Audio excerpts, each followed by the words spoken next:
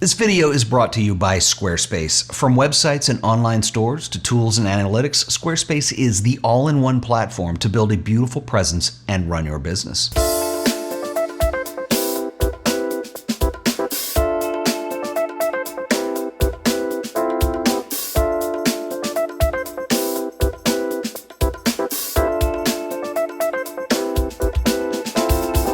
This is the new Sony FE 14mm f1.8 G Master lens. Sony were gracious enough to let me use this for the last 2 weeks, and in this video I'm going to share with you some of my first impressions.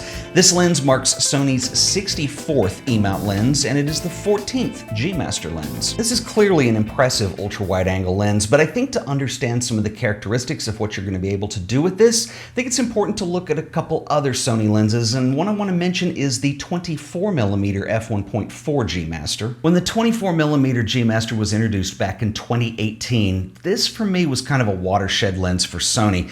I feel like optically this was a next level lens at more than a fair price, and so it combined three different optical qualities that give this lens a very unique signature. So first, you have a really pleasing bokeh when you're shooting wide open at close distances, and this allowed for things like portraits, which are pretty unconventional to do on a wide angle lens. The second characteristic is that this lens is extremely sharp. So landscapes, architecture, you really can't go wrong with the 24mm G Master. And finally is chroma. This had excellent chroma performance, which is really handy to have in astrophotography. So astigmatism and chroma, you're going to notice these in a lens when you have very small points of light. And so for instance, in astrophotography, if you're shooting the night sky, you've got stars in it, lesser lenses will have chroma problems. So in other words, as you go to the corners, those points of light take on some kind of interesting shapes that point back towards the middle. That's poor chroma performance, but the 24mm f1.4 G Master was designed for that type of application. Now the cool thing is all three of those characteristics translate over into the new ultra-wide-angle lens. I've never really thought that the words bokeh and ultra-wide being terms that you would use in the same sentence, but this lens does deliver.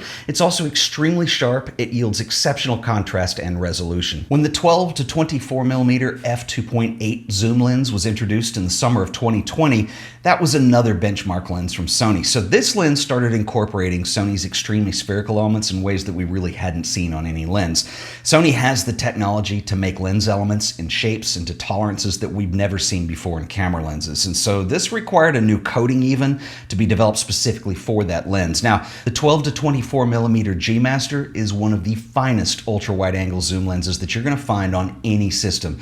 Resolution is absolutely outstanding, and this lens actually outperforms some prime lenses. So for instance, my Zeiss Batis 18mm, that's one of them. It's outstanding and one of my favorite lenses ever, but the Sony 12 to 24 G Master is even better. So this is also carried over to the new 14mm f1.8. Progressively designed lens elements, one of the fastest and most accurate autofocus systems on any system, and it just resolves impressively well. I think the most impressive thing for me about this lens is the way it handles distortion. It's just not there. So distortion is typically a problem that you can have with ultra-wide-angle lenses. In fact, they're so wide it's really difficult to control, and this has to do with how it handles curves towards the edges and if they're actually straight or if they're rounded. I guess no lens is really perfect, so to speak, but this lens is probably the closest that I've seen. Close focusing performance and bokeh are there, so the minimum focus distance on this lens is 9.8 inches.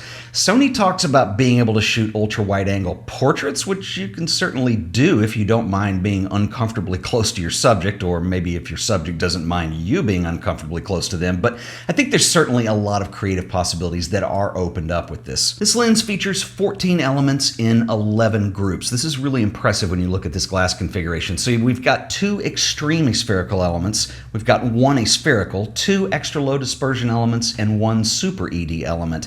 This configuration is really well thought out, as well as the weight is actually distributed throughout the entire lens. So this makes it really well balanced for doing things like shooting on a gimbal, even a tripod. It's not front heavy. The lens also uses Sony's new Nano 2 coating technology that was introduced first on the 12 to 24mm G Master. They've pretty much been using this on every lens since. I think there is a little bit of a difference that you can see in terms of contrast and color rendition. It's just a little more punchy. And of course, you can control contrast and color in post-production, but personally, I like to get as much right in camera as possible. The 14mm G Master also also features internal focusing. It uses two XD linear motors, and like with any Sony lens, it's pretty much the gold standard. So this is the best autofocus system that you're going to find on the market. Of course, we also have the physical design that you would expect to see on a Sony lens. It's extremely compact. The lens features a focus hold button, linear response focus by wire, declickable aperture, an autofocus manual focus selection switch. This lens also features fluorine coating and is dust and moisture resistant. Oh, and did I mention the price? It's going to retail at $15.99 US, which I actually thought was going to be a lot higher when I first started hearing about this lens. The 12 to 24mm G Master is a $3,000 lens. Granted, there's a lot more glass and a lot more going on in here, but I just thought for something that's going to resolve in the G Master line as an ultra wide, it would just be more of a niche thing. It would be a lot higher. So I'm pretty happy with the price they're selling this for. So I want to talk a little more about lens characteristics. I want to compare this to some other 14mm lenses out there, but real quick, I want to give a shout out to our sponsor today, who are the awesome folks over at Squarespace. Squarespace is the easiest way to build a website, photo gallery, or online store without having to write a single line of code. Start with one of their gorgeous templates, use their drag and drop interface, build your brand online. But Squarespace is way more than just a way to build a website. Squarespace provides an amazing set of tools to create revenue and run a business. Squarespace now features dedicated member areas, allowing you to connect with your audience and generate revenue through members-only content. You can manage members, you can send them email communications, and you can leverage audience insights. Building an e-commerce site couldn't be any easier, and Squarespace now also supports collecting donations, so you can get support for a cause or charity by gathering contributions with PayPal, Apple Pay, Stripe, and Venmo, and build your audience using social sharing. The Squarespace blogging platform has a sharing button that you can customize that's going to allow sharing on Facebook, Twitter, LinkedIn, StumbleUpon, Reddit, Pinterest, and Tumblr. So head over to Squarespace for a free trial. Once you feel that Squarespace is right for you, I can save you an additional 10% on your first order by using offer code AOP on checkout, or just use the link below this video. Once again, that offer code is AOP, and I want to give a special shout out and thanks to the awesome folks at Squarespace for sponsoring this video. One of the design challenges with an ultra wide angle lens is going to be size, so typically they're not very compact. And the other problem that you're going to have is usually you have a very bulbous front element just because it is such a wide angle of view and the lens becomes front heavy. And so what Sony are able to do now with a lot of their technology and what they're able to manufacture, particularly with these extremely spherical elements, is they're able to make these smaller. This is something that we've never seen before. So if you compare this to the other products that might be out there, certainly Canon and Nikon both have 14mm prime lenses. Both of those lenses are f2.8 lenses. They're also extremely heavy, and they were designed for DSLRs. I mean, one of them's 14 years old, the other's 19 years old.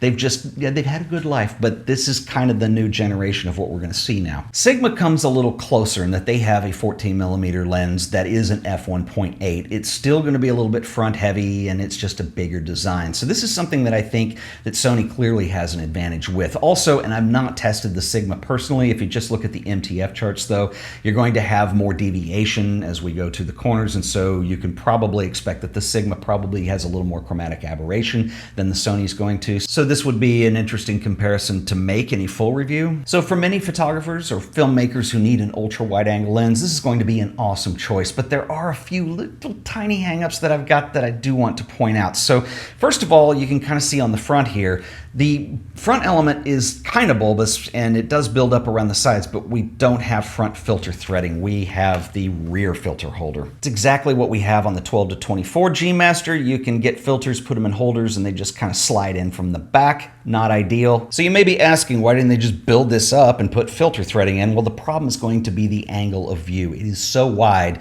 As soon as you have filters that start to stack on the top, you're going to run into trouble with vignetting. So this probably is the most elegant solution for this. But the problems on here is one filter at a time, and how do you do a circular polarizer if you can't access it if it's attached to the camera? So there are filter systems that actually attach to the lens barrel itself that allow you to do more. There's one made by Wine Country Camera that I really like. That's probably going to be your best situation for something like this. And if you are using filters, it is going to slow you down. I just thought I'd point that out. Another thing that might be slightly problematic for people making video is this lens does feature a slight amount of focus breathing. It's not the worst I've seen. It's also not the best. best.